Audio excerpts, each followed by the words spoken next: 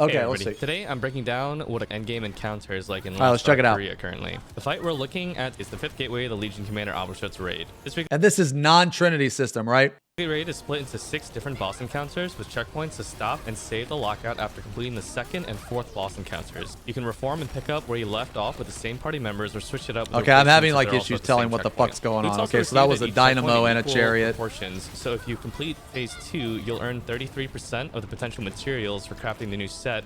Phase 4 nets you 66% and phase So this 6 is gets you just 100%. dodge shit Gateway so 5 far. pits you against the Queen of Nightmares herself, Abershot. He has 23 billion HP in this encounter, evenly split into 200 individual lines of HP. 23 billion HP. I guess like 23 million wasn't quite enough. This helps us more easily identify when certain gimmick mechanics will occur at. He has a total of 30. This helps you understand easier. Look at this chart. Helps us more easily identify when certain gimmick mechanics. Look at this chart. 180 times HP. What is this? Is this 18 billion? What? 108? Oh my God. Why are there so many health bars? Why not just have one big health bar? Why is this necessary? Okay, shape, gimmick, meteor drop. Okay, now I get it. Why can't this just say 20%? What looks better to you guys? Option 1 or option 2? Because I like 80% better than 180x HP. Why is it like this? Okay, sorry, I'm nitpicking. Anyway. Mechanics will occur at. He has a total of 31 different patterns that can be used in any random order. But 31 is not including upgraded patterns as she gets lower HP. Also not including the gimmick attacks or the cube mini boss. Okay. Between major HP thresholds, but we'll just be covering the major gimmicks though to keep this video concise. At 180 lines of health, the first major gimmick happens. All 8 players are given a black or white shape. There are 4 shapes, so 2 people will get the same shape, 1 in black and 1 in white. At periodic intervals, shapes will be summoned while you're DPSing Abershot that will float across the screen. You must collect a certain number of shapes depending on which shape you were assigned at the start of the mechanic. Circles have to collect 2, squares have to collect 4, hexagons 6, and star 8. If you collect the wrong color shape, it's considered -1. There will also be patterns that are needles that travel across the screen, homing in on a player for a few seconds before traveling in a straight line. That if you're hit by it, it's a 50% chance it's either a black or a white shape, so it could help or set you back. The other mechanic are long line telegraphs across the entire map that if you're hit, do the same thing as a needle. You know what? I'll hold my comments until after he gets... Wait, hold on. This is the shape gimmick. Okay. Of that, one that also summons a needle, which travels in mechanic gimmicks. I mean, you have to lower Abershot to 140 lines of health while collecting the correct number of shapes for every player. It's common to have the correct number of stacks of your shape, only to get screwed over by the last summoning of shapes. Needles and line telegraphs are around 145 lines. If any of the 8 players has an incorrect number of stacks when entering the 140 line gimmick, it's a guaranteed raid wipe and you have to start over. At 140 lines, Abershot okay, so that's pretty punishing. So if a single person doesn't collect the correct amount, okay, so yeah, that's pretty punishing. Or a cross shape underneath her. This helps us determine where we need to stack with the other player to safely place a... If it's a circle, we place the safe spots in a plus shape. If it's a cross, we place the safe spots in an X shape. This is to avoid giant death lasers during meteor drop. Okay. Symbol on the ground for the next pattern. Before we stack, we have to dodge line laser telegraphs twice, with the second one giving us about a second afterwards to converge with the other player. If done successful, all 4 players will place a symbol in 4 sections of the map evenly spaced from each other. Abershot proceeds to shift the map, and one of the 8 players has to guide a certain shaped meteor into the corresponding symbol placed in the previous mechanic. Failing to do that wipes the raid. While doing this, players have to dodge a lot of large AoE telegraphs, the red scary ones that are one-shots. This is way more. This is way better than the Guild Wars thing. Yeah, I know, but it was the first raid. Well, that's what you fucking showed me, so that's what I watched. It's not my fault. You guys had a piece of shit example, okay? And if it touches another one of the symbols, then it wipes the raid, which is why they had to be placed equidistant apart from one another. If everyone's successful at placing all 4 meteors, then you proceed to the next phase, which is a burn from 140 lines to 110 lines. At 110 lines, Abershot ports to the center and a short intermission plays. 2 large spheres are summoned into the map. And there's also glyphs on the ground which light up that tell us what to do in this mechanic. I do like the They different indicate camera the order angles. in which the 3 major targets have to be neutralized with fatigue damage from our spells. Doing this out of order wipes the raid, and taking too long also wipes the raid. At the same time, illusions of Abershud can spawn in up to 6 positions, 3 above and 3 below. It's random. Every illusion that gets summoned has to be countered within a second of it appearing. Failing to do so silences the entire party, which screws up the neutralization, and also the illusion blows up and does like 50% of your health. If all the illusions are successfully countered and the 3 main targets are neutralized in the correct order, then you move on to the next phase. The next phase, the 2 orbs that were just neutralized create portals that lead to a different cube mini-boss in a separate area. To pass the gimmick, one player has to collect 12 white orb buffs. I mean, this boss is pretty cool. And then in the left side portal, I think this is. I mean, I think this have is to pretty cool. collect 3 gold orbs each. The 12 white orb player is probably going to have to be a support because the white orbs inflict a DOT, a stacking damage over time debuff on you as you collect each orb. At least one player has to stay outside to deal with Abershud, or else she immediately casts a raid wipe if there's no one in the area with her. Not collecting the right number of orbs also incurs a raid wipe in the next gimmick.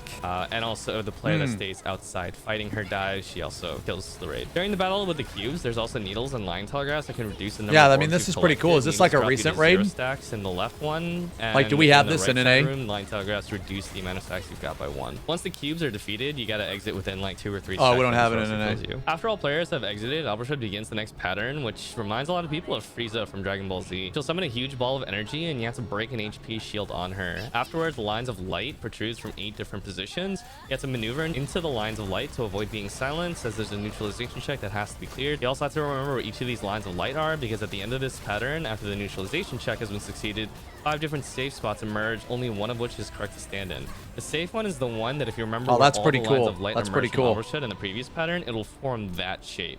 If players successfully neutralize the boss, stand in the correct safe spot, and have the correct amount of orb buffs on 5 players, they'll survive the raid wipe that follows afterwards. After lowering the boss from 110 lines to 90 lines, players are once again assigned shapes from, well, it's the same thing as the 180 line gimmick. You have to once again collect the correct amount of shapes by the time you reach 50 lines, while also avoiding a lot more dangerous patterns that begin to emerge at around this point. At 50 lines, you have to once again converge with the other player that has the same shape as you to place the symbols on the ground, but instead of line telegraphs, everyone has to kite 4 meteor drops. You have about 1 second after the last meteor drop to stand within proximity of the corresponding shape to place the symbol. Hopefully at this point, everyone has survived and was able to place their symbol pretty cool. to prevent the last 8 Yeah, that's player pretty gimmick. cool. As after you successfully guide these meteors into So you the could always correct put symbol, circles, it's a burn of the squares, last hexagons, 50 and lines stars to somewhere. 0 HP against a torrent of even more deadly attacks. If you've managed to claim victory at this point, though, pat yourself on the back because that was the door phase and the easy part. She takes the battle up in space, and the real battle against the real boss begins at that point. Welcome back. This is part 2 of how difficult is raiding in Lost Ark. This time we're dissecting the finale against the space opera phantom Abershud. As a disclaimer, if you're trying to mean, it face looks this pretty boss in the cool. future blind, you should stop watching this video as it contains fight spoilers. Otherwise, this is kind of like a guide, but a really terrible one. The video is just meant for entertainment for people to hear about mechanics that aren't obvious by just watching the gameplay. At the time of recording, this is the highest level encounter in Lost Ark and the most mechanically complex fight to date. Phase 6 is a 20 to 25 minute endurance battle against 28.5 billion HP split across 250 health bars. If you made the DPS check in the previous fight in Phase 5, your damage is sufficient to clear to Phase 6 since there's more damage uptime and a longer fight timer. The reward for clearing Phase 6 isn't unique, but you're guaranteed 2 legendary engraving books, additional ancient fragments for crafting, and a small chance of looting the highly coveted Esther Stone. Clearing this battle is not necessary for anything in particular, but there are achievements linked to it. You can progress your gear fine by opting to skip this fight and just clearing the earlier fights in the raid for materials. Besides for 27 unique attacks, some of which are strengthened after the second half of the fight begins, there are 4 major gimmicks that can be tricky to resolve, 2 which of repeat, and a final desperation attack at 1 HP that's mostly for I mean, that looks pretty awesome. The first major gimmick Like, appears at visually, it looks really 225 cool. lines of health. All raiders induce a hallucination and are isolated from the rest of the group, while a shape appears throughout their screen. Memorize this shape, since it'll be important in a moment. A demon spawns in the center tile, checking orbs which reduce your movement speed if you're hit by them, but we can cheese this by standing in a narrow blind spot behind it. Afterwards, 2 rows or columns of the map grid will start to light up, and you must navigate to a spot that isn't lit. This is repeated 3 times. While this is happening, you'll occasionally be afflicted with a debuff which flips your controls, symbolized by a purple swirling ball above your head, making your character move in the opposite direction of where you click. This debuff will turn on and off a few times during this. If you're struck by one of the lit up grid spaces, you'll be killed. Oh, that's After 3 obnoxious. of these, everyone is released from the hallucination and Abershud teleports to the center. They'll start releasing the same orbs from before, which reduced movement speed. By hitting her and standing close by, a shape will appear near her. The one player that saw this shape in the hallucination must guide the other 7 players to the same grid spots, as Abroshed will repeat the attack again in the same order that they saw it before. That's cool. That's cool. Once this is resolved, players can fight again normally, but the next gimmick appears very shortly. Several tornadoes travel across the map, dealing heavy damage to anyone they touch. A few players have a debuff that can be removed if a tornado touches them, but it's important that they don't remove it. The player still has the debuff and it naturally expires. They're sent to another plane where there's a single black orb. They have a few seconds to destroy it. Should they fail, they're spit back out to join their party, and the orb blows up into a swirling vortex, greatly impeding movement and either pushing or pulling players away gradually. This lasts for a very long time and makes DPSing the boss very difficult, so destroying the orb is important. The more players that lose their debuff by getting hit by a tornado, the more difficult it'll be to break the orb. DPS continues until 188 lines of health. At 188 lines of health, the fight officially begins. Abroshed teleports to the center and a brief intermission plays. Meteors are summoned in and each of the players is marked sequentially 1 second apart from one another. The raid map is split into a 3x3 grid. Each grid space has 3 HP. When a blue meteor lands on any of the spaces, it reduces the tile's HP by 1. A player marked by a golden meteor reduces the HP of the tile it lands on by 3, as well as all adjacent tiles by 3 as well. The first player during this mechanic is marked with the golden meteor, while the other 7 are marked with blue ones. The raid must carefully place these meteors in such a way that no more than 3 tiles are destroyed at any given time. When it goes back to gameplay, it just fucking ruins it for me, man. Immediately perform a raid wipe. Finally, tiles regenerate back into play with full HP 1 minute and 40 seconds after being destroyed. When a tile is destroyed, it also means the map is shrunk as well. Like the first I just hate the angle. I say top down. Players are instantly killed if they're hit by a stagger, knockback, or knockdown while standing near the edge of the map. You can fall off the map by getting knocked off. Dude, look at this number. Dude, look, this is ridiculous. 34,121,330. This number is just completely, it's just, okay. But fortunately, the game doesn't let you just walk off. After resolving this mechanic, blue meteors will begin to fall on random party members every 1 minute, while golden meteors will select a random party member at specific HP intervals, the next which happens at 137 lines. After 188 lines though, the boss becomes considerably more dangerous. Our moveset is expanded to include several heavy knockback attacks that are designed to smack players off the map. These are the yellow telegraph attacks.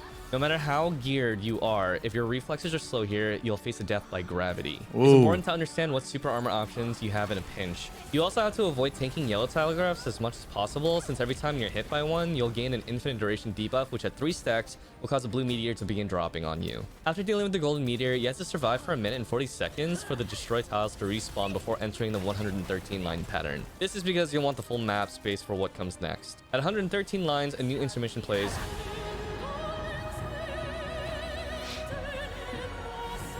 I like the music, man. I mean, this is a really cool fight. This is really cool. So is this like the ultimate of, is this like the ultimate, like the Lost Ark ultimate? A quick pizza attack and then divide themselves to different parts of the map to avoid the giant palm slam in the center. They said this is like the hardest encounter, yeah. It, and a huge number of red orbs begin flying in from outside of the map towards the center. We can use Esther's Shandy here, which is kind of like a party ultimate or a limit break if you're coming from Final Fantasy XIV, to slow down time and assist with dodging these. The red orbs deal heavy damage and inflict a debuff on the player if they get hit. That's a really cool idea. This debuff, slow down time. Dies. That's At the same really time, cool. gold orbs will fly in as well. All players have to collect 2 of these in order to survive the explosion at the end. There will also be 4 smaller black hole orbs on 4 of the tiles. 4 players have to each enter one of them. Then you go in the black hole, dodge the attack, into the center, and pulled into another dimension. You have to time this carefully, as entering the orb too early won't protect you from getting pulled in. If performed successfully, 4 players get pulled into the center and sent to a separate plane on the same map, while the 4 that entered the small black orb stay in the original plane with Abroshed. 8 phantoms of Abroshed appear in the original plane, and the 4 players outside must run close to each of them. If any of the clones turn clockwise or counterclockwise, you've got to notify the team on the inside where that clone is, usually with a ping. This lets them know that the clone will appear on their side shortly at that position. The clone that turns clockwise will appear on the other side and must be neutralized within 2 seconds, while a clone that turns counterclockwise must be countered. When the clone is dealt with properly, it drops a golden buff that gives the player in the inner dimension a shield that lets them survive the explosion at the end. Of the 8 clones, 2 will turn, and this repeats in a second wave for a total of 4 clones and 4 shields when dealt with properly, allowing all 4 players inside. Yo, that's to pretty survive. cool, man. The clone isn't properly That's pretty countered or cool. neutralized. Not only is a player guaranteed to die since they won't have a shield, but the clone also drops a blue meteor on the tile that they were on, potentially destroying it, which can kill players on the outside as they won't be able to see the meteor itself. The entire mechanic takes place on 2 versions of the same map, and so quick communication and cooperation is needed for everyone to survive this. From this point onwards, most of Albershot's random attacks have been strengthened and have additional mechanics that you'll have to deal with. The next gold meteor appears at 87 lines. At 66 lines, tornadoes will appear again, so and the debuff stupid. players Just once make it again have to destroy percentage-based. the orb to prevent the vortex from spawning. A spawn vortex is especially deadly at this stage of the fight, where Albershot has her expanded, strengthened moveset. There's one final golden meteor at 37 lines. After you deal with it and reach 28 lines, the dream world pattern repeats, and you must once again memorize the shape and the safe spots to navigate to.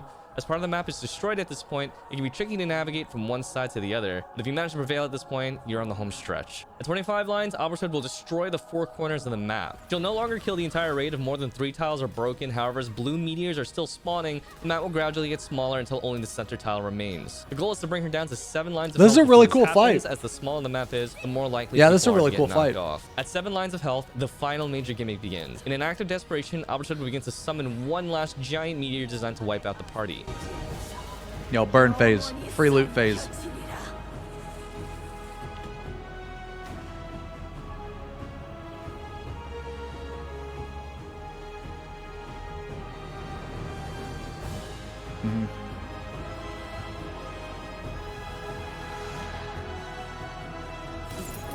During its slow descent, you had to break through a 22.8 billion HP overshield that she gains, or 200 additional lines of health before the meteor lands in 2 to 3 minutes. If you're tight on DPS on this point and you were getting close to the 20-minute enrage timer, 5 minutes are added, so you don't have to worry so much about it, and any of the broken tiles possessed of the corner ones are brought back into play right away. 200 more lines is ridiculous though, and the following mechanic is designed to help you punch through that shield. While battling Albershot and chipping away the shield, the screen will flash at the 1 o'clock, 5 o'clock, 7 o'clock, or 11 o'clock positions. This signifies that a counterable meteor will be flying in towards the center of the map. This will happen 5 times, once in each direction, and 1 more time in one random direction. When the meteors arrive, they'll either flash red or blue. Blue ones have to be countered, while red ones have to be ignored altogether. If a red one is countered, it'll explode, dealing heavy AoE damage to players and likely knocking them off the map. When a blue meteor is successfully countered though, the player receives a buff that when expires, fires a long-range laser that'll deal about 14 lines of damage to Albershot's health. In total, 5 rounds of meteors will appear, of which at least 15 will be counterable, yeah, and okay. 14 So use is the practically lasers to required to blow up meet her the health. damage check. Have people in each of the quadrants with excess players prepared to assist in case 2 blue meteors appear in one quadrant. If you fail to break the shield, the final meteor lands, killing everyone. But if you succeed, then buffs will scatter across the map. Players only need to pick up 1, which will grant them a shield that lets them survive the meteor. Finally, bring Albershot down to 1 HP, and the last gimmick occurs. An orb spawns at the 7 o'clock 1 position, which she HP. summons in order to wipe out the remaining players. The orb has to be destroyed with normal damage before she can. However, it regenerates 40 million HP per second. As you hit the orb, buffs will pop out of it, which when collected greatly increase your damage output, stacking up to 9 times. Pick up as many orbs as you can, and then nuke her last attack faster than it can regenerate, bringing an end to the fight once and for all. Please stop watching here if you want to avoid story cinematic spoilers. And that's it. While there will be raids in the future that are tougher, Albershot's raid is definitely the most visually stunning. Sometime in 2022, Yeah, that we'll was a also cool- have to deal that with was a this cool, encounter on Helma, that was which really has cool. Equalized gear, tighter DPS checks, additional mechanics, and a prestige achievement for completing both this encounter as well as the previous one from the other video back to back with no restarts and not a single death across the entire party. I look forward to showing you all that encounter. Yeah, that was a whenever pretty it cool comes. fight. 오늘을 기억하라, 필멸자여. Yo, hey Akashi, thank you for the resub. Sorry I didn't see that right away. Or the gifted sub, excuse me. Thank you very much for the gifted. Sorry I didn't see that right away.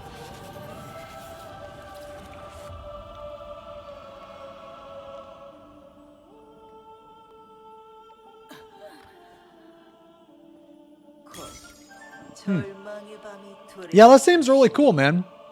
Yeah, this fight seems really cool. 그때가 되면 Yeah, if it wasn't top down, I'd probably try it. Or if there wasn't like too much shit going on, I'd probably try it. You guys said this isn't in the NA version yet. NA version is like a Realm Reborn, Heaven's Ward. Yeah, this fight seems cool, man.